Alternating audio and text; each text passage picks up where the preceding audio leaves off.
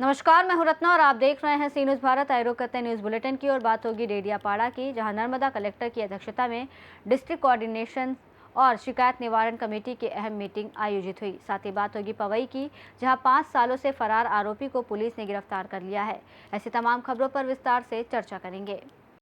जलालपुर अंबेडकर नगर के कोतवाली परिसर में आयोजित सर्राफा व्यापारियों की बैठक में जिलाधिकारी ईशा प्रिय ने व्यापारियों से अफवाहों पर ध्यान न देने और स्थानीय व्यापार को प्राथमिकता देने की अपील की।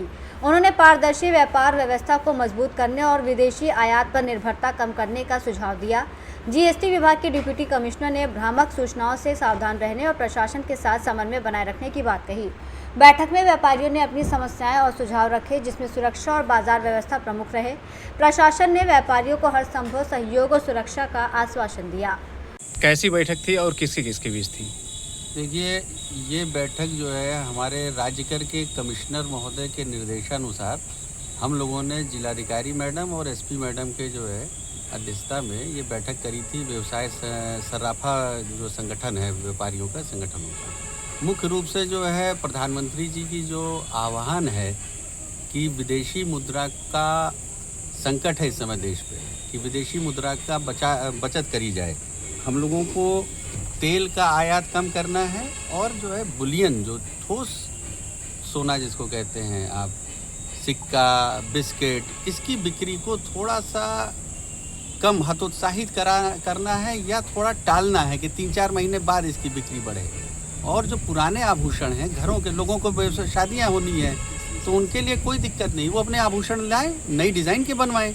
लेकिन जो लोग इन्वेस्टमेंट के पर्पज़ से भी खरीदते हैं कि साहब सिक्का दे दीजिए, ये कर दीजिए, वो थोड़ा सा हतोत्साहित करना है कि इसकी बिक्री को थोड़ा सा कम करें। आप लोग थोड़ा सा और टाल दें 2 महीने 3 बाद, क्योंकि लगभग 7 लाख करोड़ रुपए का जो है बुलियन आयात होता है पूरे देश में।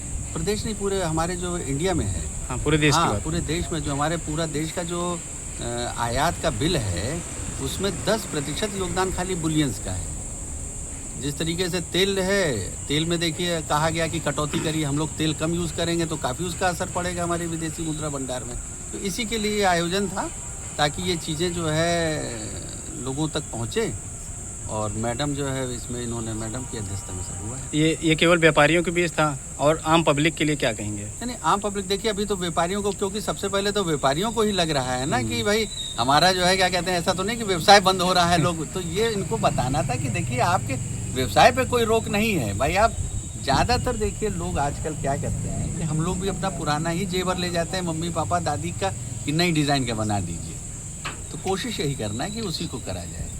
और आप लोग जो है सामान्य, ये तो जागरूकता का है, देखिए आप लोग मीडिया लोग भी जागरूकता फैलाएंगे, तो सबको जागरूक करना है। जलालपुर अंबेडकर नगर से सी न्यूज़ संवाददाता ब्रह्म प्रकाश तिवारी की रिपोर्ट।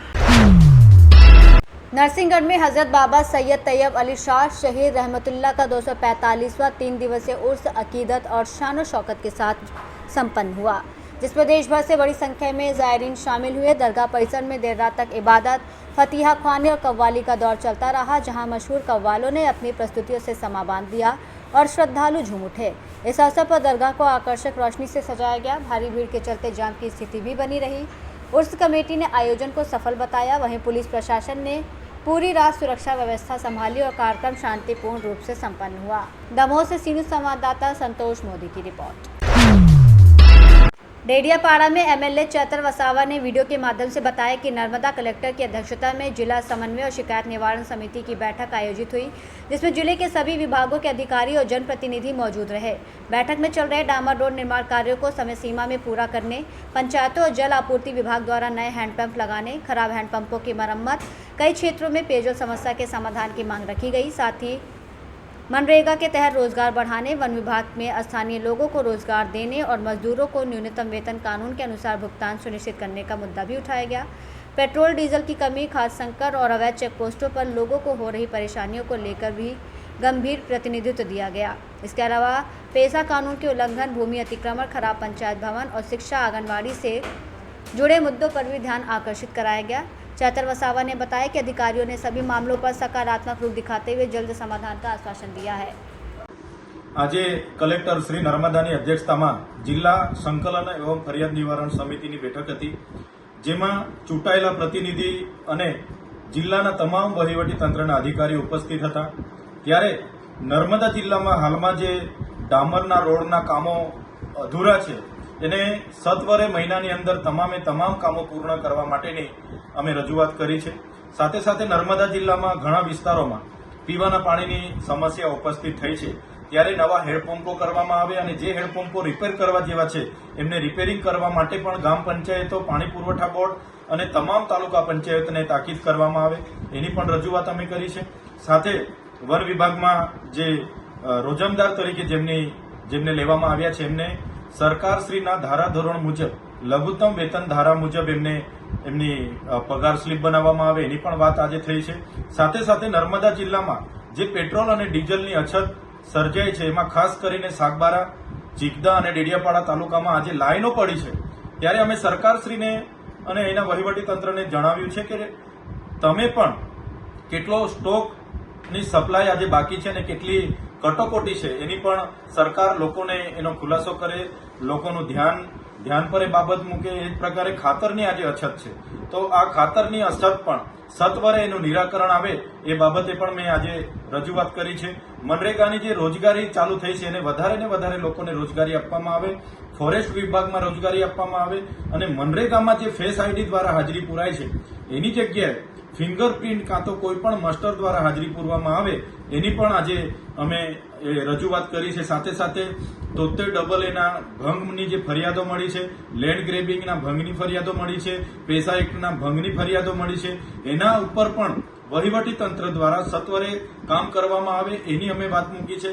સાથે સાથે આરટીઓ વિભાગ દ્વારા નર્મદા જિલ્લામાં ગેરકાયદેસર જે ચેકપોસ્ટ ઊભી કરવામાં આવી છે, જેમ કે ઘનસેરા, બેસણા ટેકરા, સેજપુર, કંકાલા, ગાડીટ, તો એ ચેકપોસ્ટો દ્વારા કેટલાક પોલીસ અધિકારીઓ કેટલાક લોકોને શાકભાજી નાખવા જતા ખેડૂતોને, શાકભાજી લેવા જતા ખેડૂતોને અને કેટલાક લોકોને હેરાનગતિ થાય છે. તો એમાં પણ એસપી શ્રીએ એમને તાકીદે મેં ધ્યાન દોર્યું છે કે દેમોગરા જતા લોકોને પણ હેરાન પરેશાન કરવામાં ન આવે એ બાબતની પણ આજે ચર્ચા થઈ છે.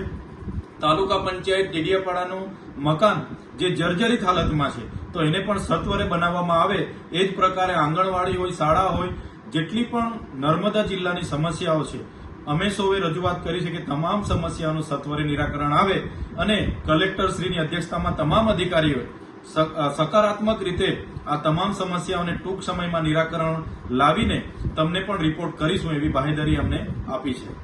डेडियापाड़ा से सीनियर संवाददाता साबिर मेमन की रिपोर्ट। फर्रुखाबाद में जिलाधिकारी डॉक्टर अंकुर लाठर की अध्यक्षता में ऑफिसर्स क्लब फतेहगढ़ में तहसील सदर का संपूर्ण समाधान दिवस आयोजित किया गया, जिसमें विभिन्न विभागों की कुल 65 शिकायतें प्राप्त हुई और कुछ मामलों का मौके पर निस्तारण भी किया गया।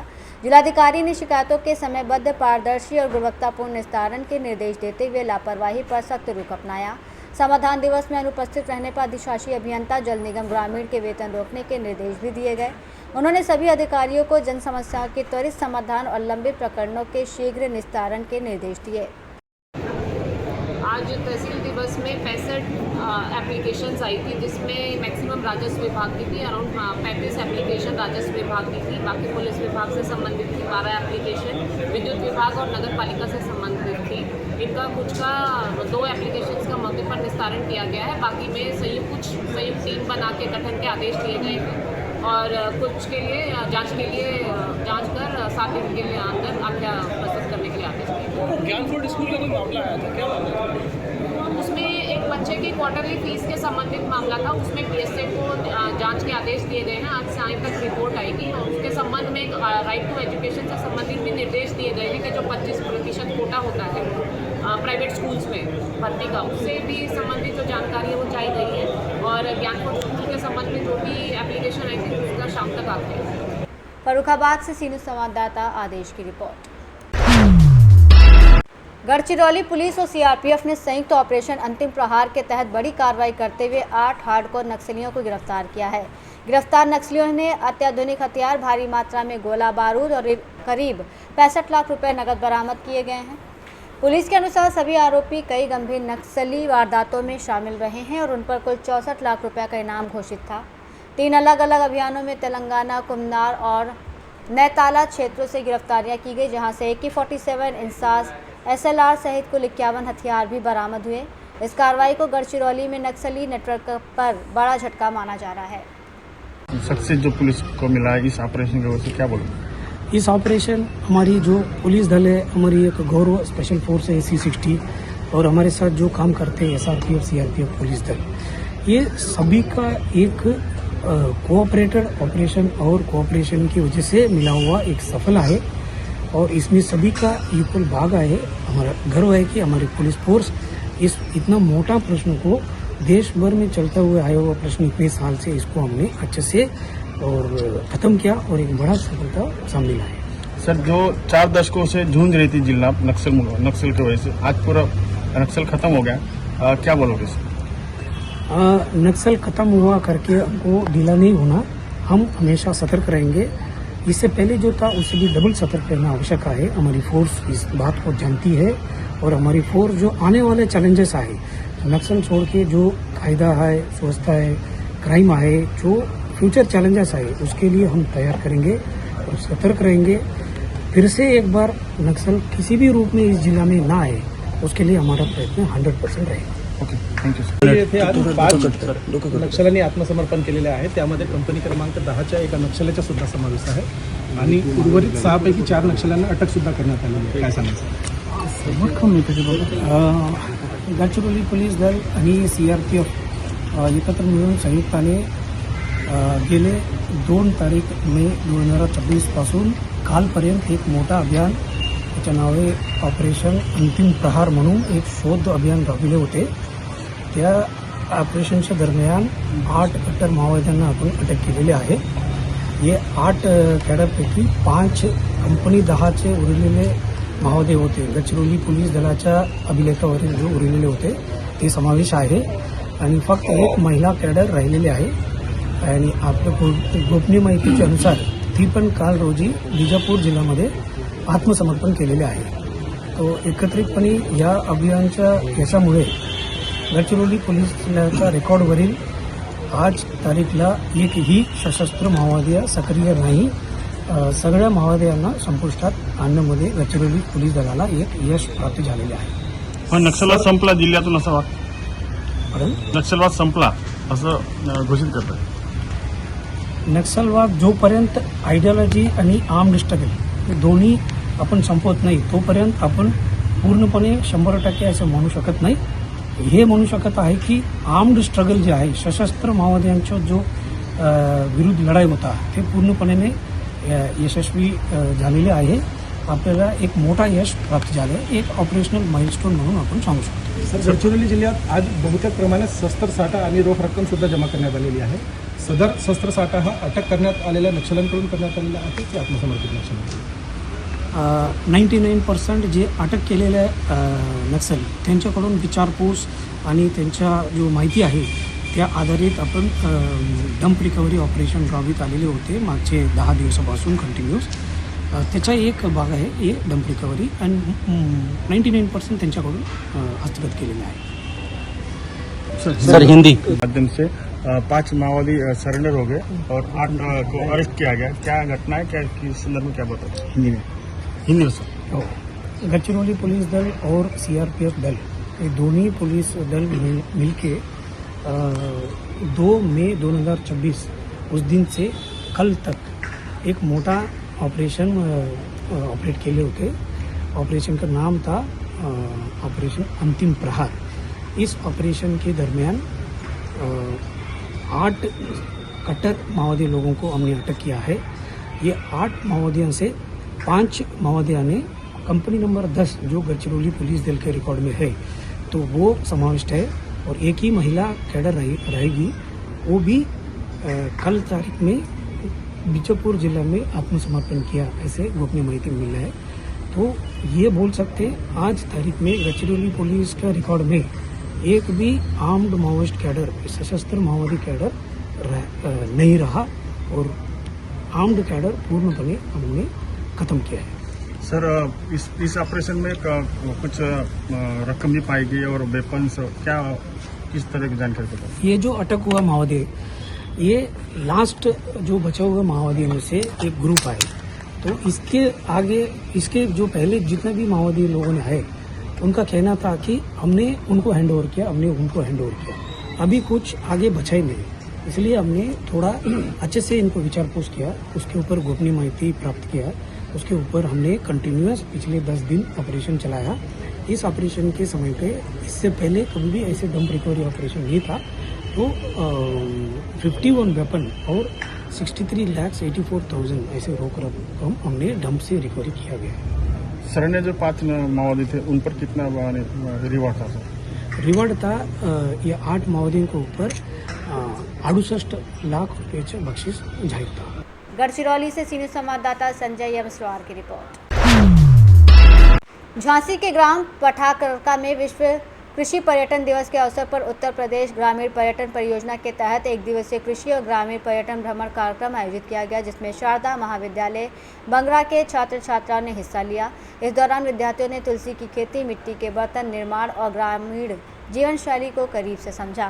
खाटिया बीट प्रोड्यूसर फार्म सिस्टम में पारंपरिक स्वागत के साथ कठिया गेहूं से दलिया बनाने का प्रदर्शन भी किया गया, जिससे छात्रों को स्थानीय कृषि और संस्कृति की जानकारी मिली। झांसी से सीनियर संवाददाता धीरेन्द्र सोनी की रिपोर्ट। पाकुड़ नगर परिषद क्षेत्र में 4 दिनों से जारी सफाई कर्मियों की हड़ताल नगर परिषद अध्यक्ष, उपाध्यक्ष और कंपनी प्रबंधन के बीच हुई बैठक के बाद समाप्त हो गई। वेतन भुगतान, मानदेय में कटौती और नए नियमों को लेकर चल रहा विवाद सुलझ गया, जिसके बाद दोनों पक्ष 590 रुपये प्रतिदिन मानदेय पर सहमत हुए। समझौते के बाद सफाई कर्मियों ने शनिवार शाम से काम पर लौटकर शहर की सफाई व्यवस्था फिर से शुरू कर दी।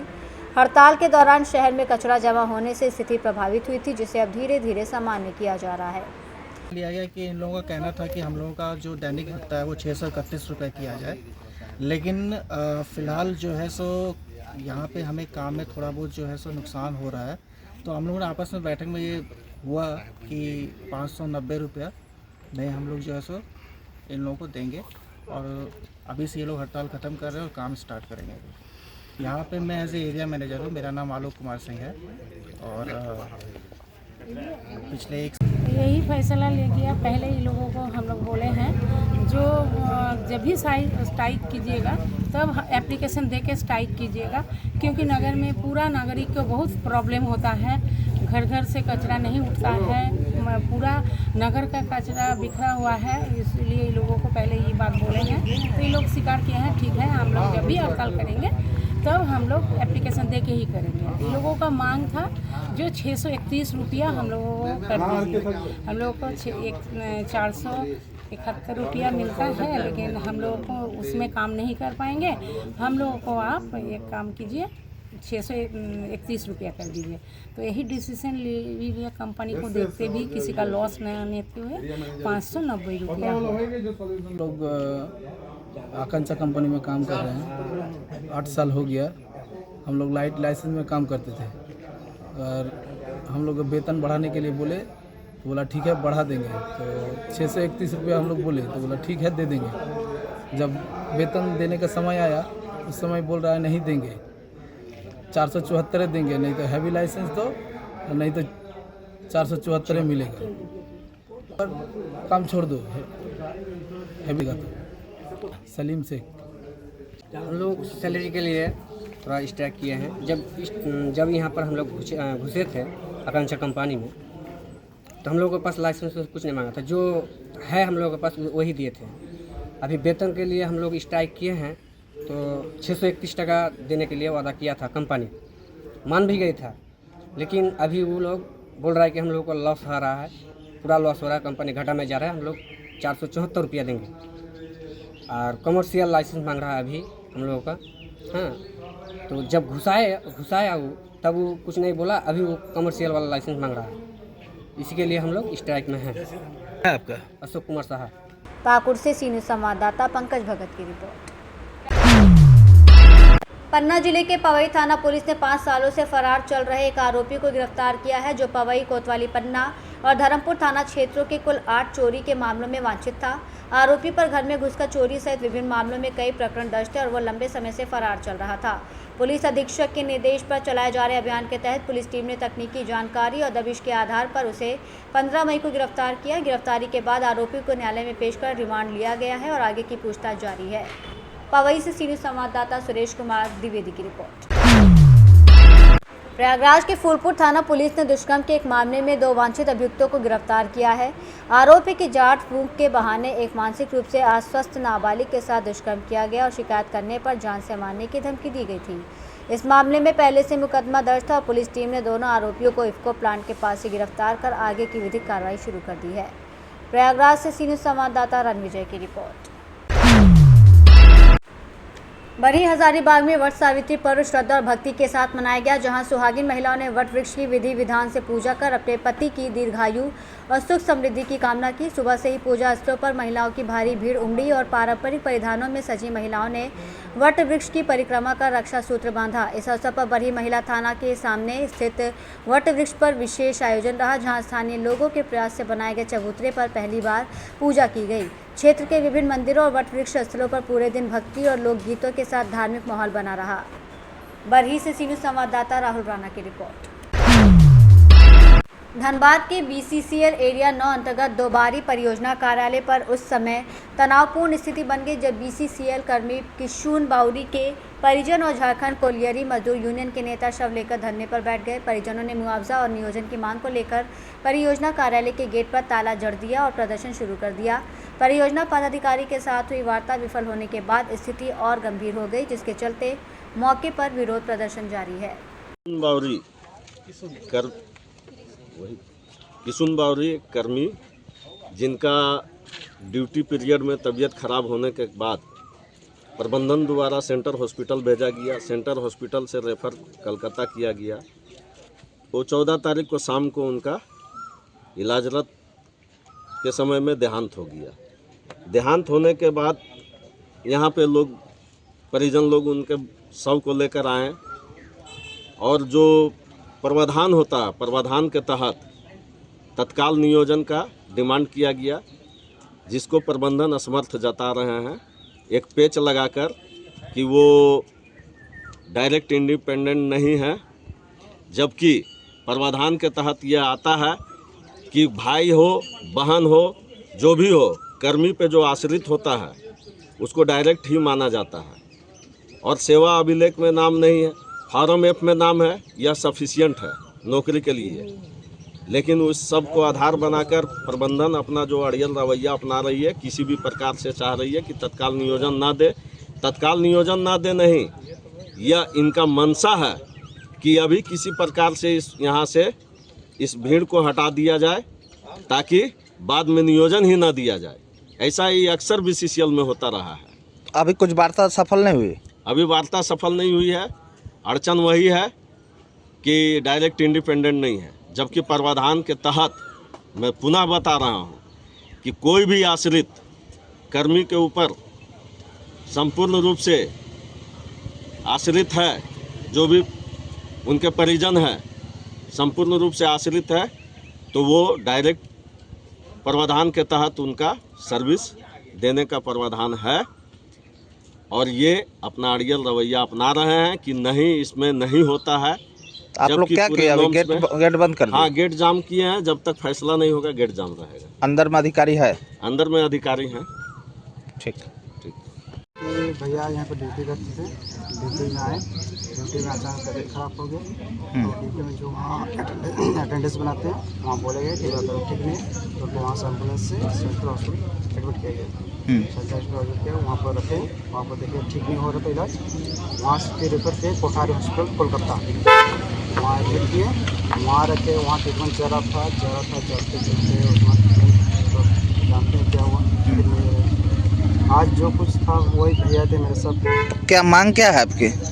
मांग क्या है, जो भैया सर्विस करते थे, घर को चलाते थे, तो घर को कौन चलाएगा? चलाने वाला भी चाहिए, सर्विस को सर्विस चाहिए ना हमको। सर्विस चाहिए। क्या चीज नाम था भैया का? भैया का नाम किशुन बावरी। क्या चीज करते थे BCCL में? BCCL service. क्या किस विभाग में थे? जनरल में। आपका क्या नाम है? मेरा नाम राजा बावरी। कहाँ रहने वाले? सिंधी दमगढ़। धनबाद से सीनियर संवाददाता सिंधु कुमार की रिपोर्ट। मुंगेली जिले के सरगांव थाना क्षेत्र में बारात से लौटते समय पिकअप में बैठने को लेकर हुए विवाद में चाकू से हमला कर हत्या करने वाले आरोपी को पुलिस ने गौरेरा चर्च के पास से गिरफ्तार कर लिया है। इस घटना में 2 लोग गंभीर रूप से घायल हुए थे, जिनमें से एक ही उपचार के दौरान मौत हो गई थी। वारदात के बाद से फरार चल रहे आरोपी को पुलिस ने मुखबिर की सूचना पर पकड़कर आगे की वैधानिक कार्रवाई करते हुए जेल भेज दिया है। मुंगेली से सीनियर संवाददाता प्रेम कुमार की रिपोर्ट। टोंस नदी में शनिवार दोपहर दर्दनाक हादसा हो गया, जहां नहाने गए 4 किशोरों में से 3 गहरे पानी में डूबकर मौत का शिकार हो गए, जबकि एक किशोर किसी तरह अपनी जान बचाकर बाहर निकल आया। घटना की सूचना मिलते ही ग्रामीणों की भीड़ मौके पर जुट गई और पुलिस और स्थानीय लोगों की मदद से शवों की तलाश कर उन्हें बाहर निकाला गया। बताया जा रहा है कि सभी किशोर घूमने के दौरान नदी में नहाने पहुंचे थे और तभी यह हादसा हुआ। पुलिस ने शवों को पोस्टमार्टम के लिए भेजकर जाँच शुरू कर दी है। वहीं हादसे के बाद क्षेत्र में शोक का माहौल है। प्रयागराज से सीनियर संवाददाता मंगला की रिपोर्ट। बुलेटिन में फिलहाल इतना ही। देश और दुनिया की तमाम बड़ी खबरों के लिए देखते रहिए सी न्यूज़ भारत।